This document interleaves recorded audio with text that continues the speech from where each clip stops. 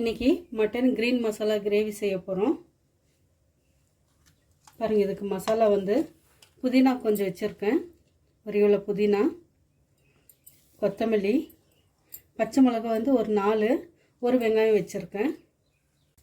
மிளகு, சீரகம், சோம்பு, ஒரு ஏலக்காய், ஒரு 5 லவங்கம், பட்டை. இதுக்கு மசாலா இவ்வளோ தாங்க. இப்போ இதெல்லாம் அரைச்சிட்டு வந்துடலாம். இந்த புதினா, இந்த மிளகு, சீரகம் இதெல்லாம் அரைச்சிட்டு வந்துடலாம். இப்போ பாருங்கள், கொஞ்சமாக எண்ணெய் ஊற்றிருக்கேன். இந்த மட்டன் எல்லாம் இதில் போட்டுடலாம்.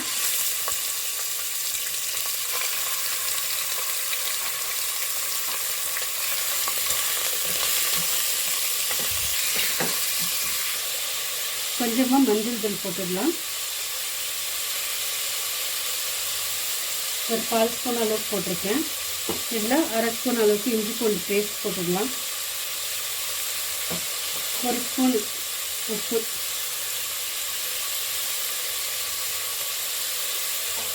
இப்போ இதெல்லாம் கலந்துட்டு நல்லா வதக்கிடலாங்க. வதக்கினதுக்கப்புறம் தண்ணி ஊற்றி இதை வேக வச்சு எடுத்துடலாம்.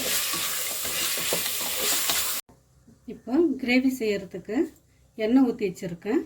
இதில் கொஞ்சம் சோம்பு போட்டுடலாம். அப்புறம் வெங்காயம், 2 வெங்காயம் எடுத்துருக்கேன்.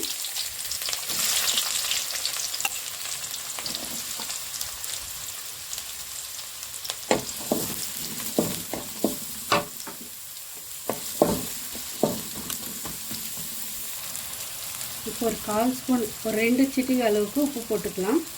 மட்டனில் ஏற்கனவே போட்டிருக்கோம் இல்லைங்களா, அதனால் 2 சிட்டிகை மட்டும் போதும்.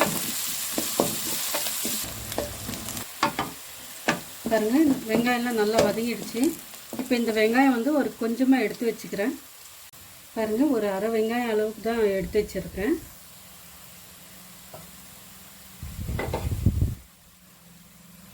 இப்போ இதில் தனியாத்தூள் 1 ஸ்பூன் வச்சுருக்கேன். கரம் மசாலா வந்து ஒரு 1/2 ஸ்பூனு, மிளகுத்தூள். இப்போ வந்து தனியாத்தூளும் கரம் மசாலா மட்டும் இதில் போட்டுடுறேன். கொஞ்சமாக மிளகுத்தூள், அந்த எண்ணெயில் ஃப்ளேவருக்காக.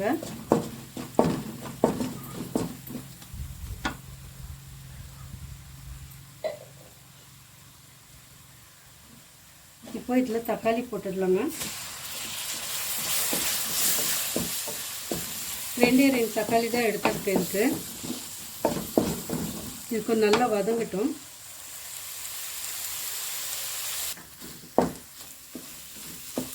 பாருங்கள், தக்காளி எல்லாம் நல்லா வதங்கிடுச்சு.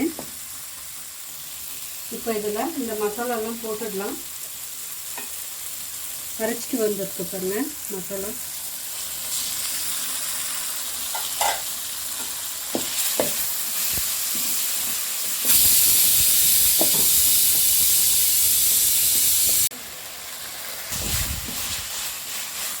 இப்போ இந்த மசாலா வதக்கும் போது கொஞ்சமாக இஞ்சி பூண்டு பேஸ்ட் போட்டுடலாம்.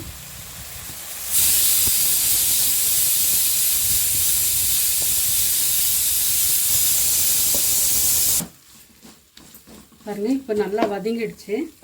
இப்போ இதில் வேக வச்ச மட்டன் போட்டுடலாம்.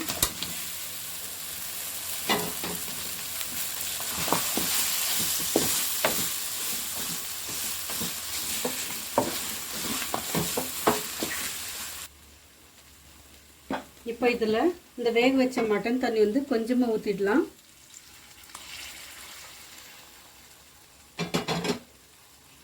இது நல்லா கொதி வரட்டுங்க.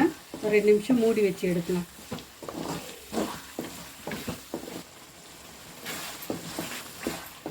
பாருங்க, இப்போ கொதி வந்துட்டு இருக்கு.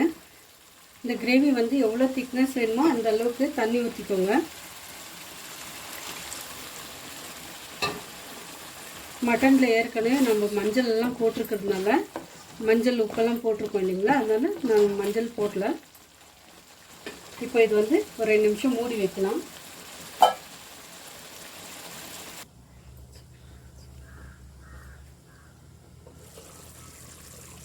பாருங்கள், கிரேவி ரெடி ஆயிடுச்சு.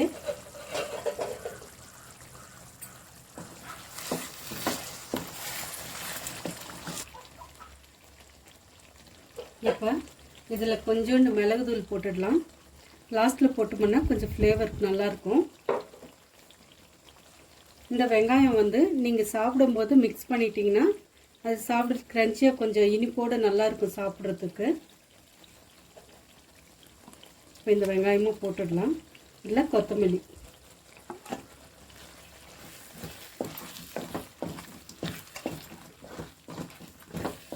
அவ்வளோதாங்க. இப்போ ஸ்டவ் ஆஃப் பண்ணிடலாம்.